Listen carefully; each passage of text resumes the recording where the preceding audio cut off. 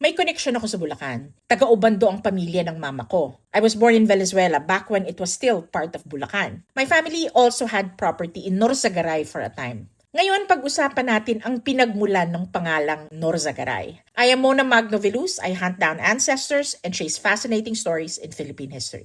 Akala ko indigenous name ang Norzagaray. It never sounded Spanish to me, pero galing pala ito sa Basque region sa Spain. Si Fernando Maria Felix Mateo Juan Nepomuceno de Norzagaray ay ang 78th Governor General ng Pilipinas. Dumating siya sa Maynila noong 1857. Isa siyang career soldier na dati ring gobernador ng Puerto Rico. Kaya may Norzagaray Bridge din doon kasi infrastructure naman ang kinareer niya sa Puerto Rico. Pagkaupo ni Norzagaray sa Pilipinas, inaprubahan niyang mungkahi ng mga mamamayan ng Barrio Kasay at Barrio Maniknik na ihiwalay ang mga ito mula sa bayan ng Angat. Tinawag yung pueblo ng Norzagaray in his honor. Noong 1903, sinama ulit sila sa Angat. Noong 1977, yung ibang barangay nila nilagay sa bagong tatag na bayan na Doña Remedios Trinidad na pinangalan sa nanay ni Imelda Marcos. Iyon na ang umpisa ng teritoryo ng Norzagaray ngayon. Maraming ibang ambag si Governor General Norzagaray. He reorganized the foreign exchange system, the local governments,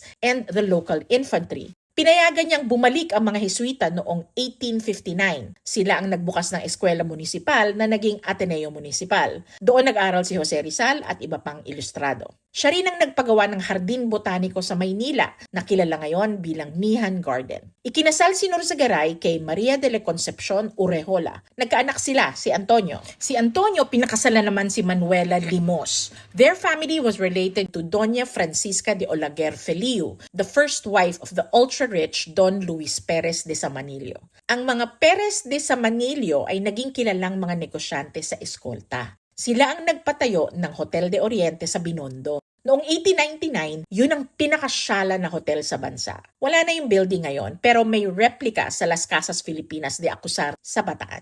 Yung pamilya rin ang may-ari ng Perez Samanillo Building sa Escolta na disenyo ni na Andres Luna de San Pedro at Juan Nakpil. This 1928 Art Deco building is now known as the First United Building. Balik tayo kay Norzagaray. He left the Philippines in 1860 and was immediately elevated to the Spanish Senate. Regrettably, he died in the same year at the age of 52.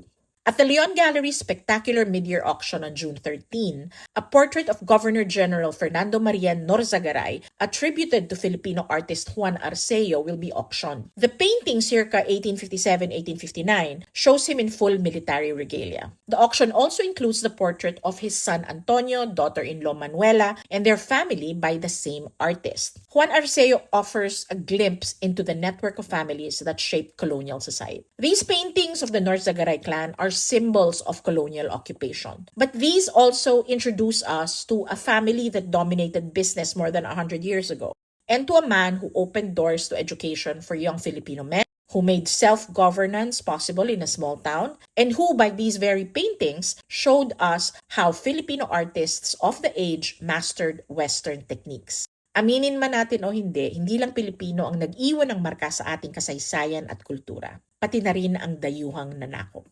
O, diba? Meow meow.